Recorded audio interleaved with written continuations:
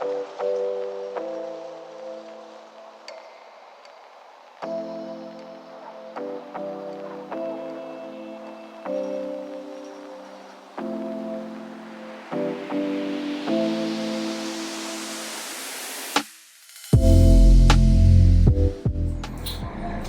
guys, what's up? I hope you're doing great and enjoying life. I am in the process of making a vlog style video, so this is gonna be my sort of fall fits throughout the week because I thought that it's a better way to capture the fits that I wear on a day-to-day basis while living my life and take you guys along with it.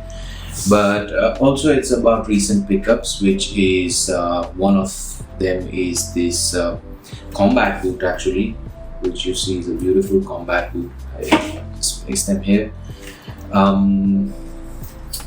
I love these boots and I wanted to give you a bit of my thoughts about this pickup. This is a vintage military issued combat boot and it's called the Addison combat boot, and I got this primarily because I stated in one of my earlier videos regarding my liking for the clean slate design of the Dior Navigate, and I've been looking online for a while to find alternatives that really work because they somehow have something missing always, and I was not going to spend ridiculous amounts for the Dior Navigate, though that is one of the best designs when it comes to combat boots.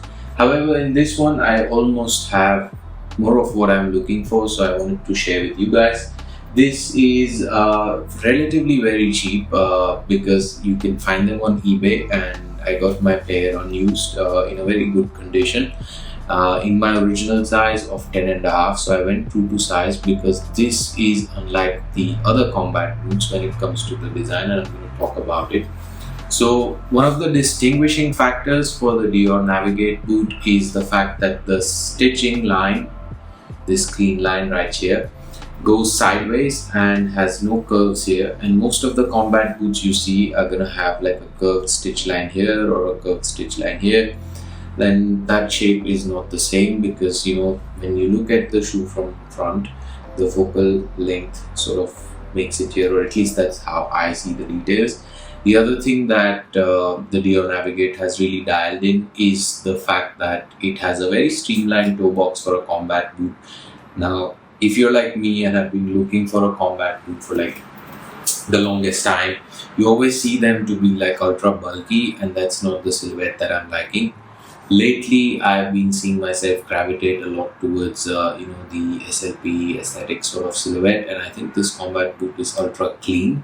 I also bought aftermarket laces, these chunky leather laces from Amazon. They're really nice because the leather is really bouncy and soft, and it's ultra long, so I can wrap it around. It now looks more like an artisanal boot from the likes of Guidi or such, and I really like the fact that Addison makes this boot with it's a steel toe, so the boot is very heavily built, and I've been trying to break this in for almost a week now, and as you see the leather is ultra thick.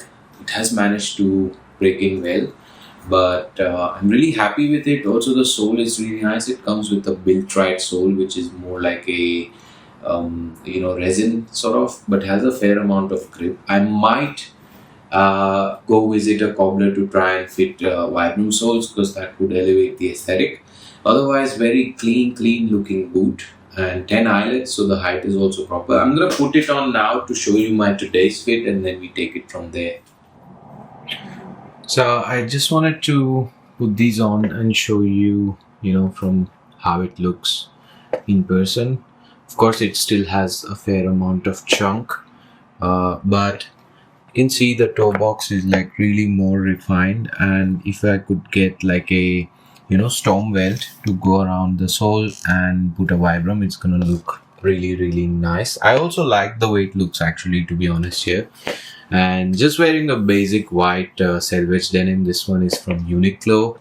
I really love it. I love wearing white, especially if the day is so outside. It's really bright and nice, and just a plain black t-shirt along with it, and I probably when I step out, I probably layer up with an overshirt maybe, or get a hoodie probably on top of this. So yeah, I've been breaking these in for a while, and I'm gonna show you some b-rolls as to how this looks in some better light. But also, while breaking this in, one of the things that I've noticed is that the leather being ultra thick, it's a very well tanned cowhide.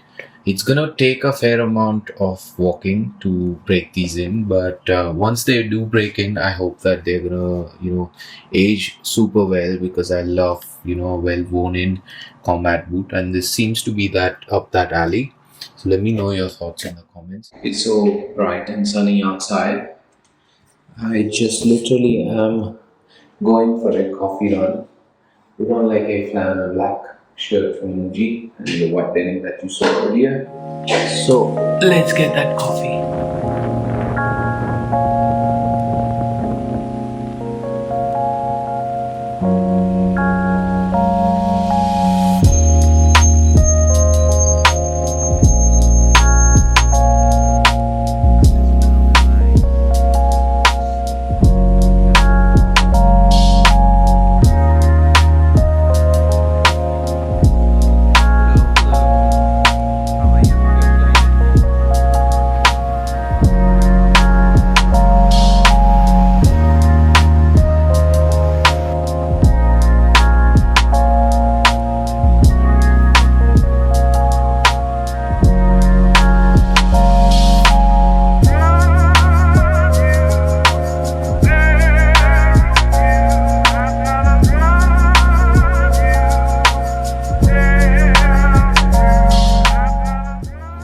Morning people, it's midweek and I'm just gonna do a coffee run, still wearing the boots to break them in. Just wanted to point out that keeping these boots on and wearing them is probably the best manner to break them in, and just wearing the same Uniqlo denim from few days ago. And I like to repeat my clothes because jeans especially look nice also worn in, and then just a basic black t-shirt and a Uniqlo, no, this is Muji, I believe, yeah, Muji sort of overshirt. And I like to fold the cuff like this. I don't know if this is gonna work honestly, because the clarity may not be the best as when you point your camera towards you. But let me know in the comments, does this format work, the vlog kind? Peace out. Morning people, it's a Thursday and a chilly one and a cloudy one. If you can see from the back, the sun has not shown up, and I think we are headed into the colder season soon. Just catching up on what I'm wearing today. Again, a military derived piece. This turtleneck, because as I said, is chilly, is from Uniqlo, from the last year's Uniqlo U drop. And one of the things that I'm really liking about these boots while breaking them in is that the leather is really good and the shoe is relatively more comfortable, at least way more comfortable than what I had initially presumed it to be. As for today's fit, again, like I said, I love military derived pieces, and I've paired a simple sweater sort of turtleneck from Uniqlo U. This is wool, and chinos from Theory. I love these chinos because they have the grey beige sort of tone which is dialed in, and the material is really nice. It's cotton twill, and Theory, the quality is just top notch, and the boots go really well. One of the things that I think I love about my style overall, and I would describe it as modern military-ish. That aspect of my style I really love, because it enables me to sort of be sharp and well put together but not look dressed up. And that's something that I really find that military pieces are smart. They just look smart, and there's no season for it, and you can always count on it.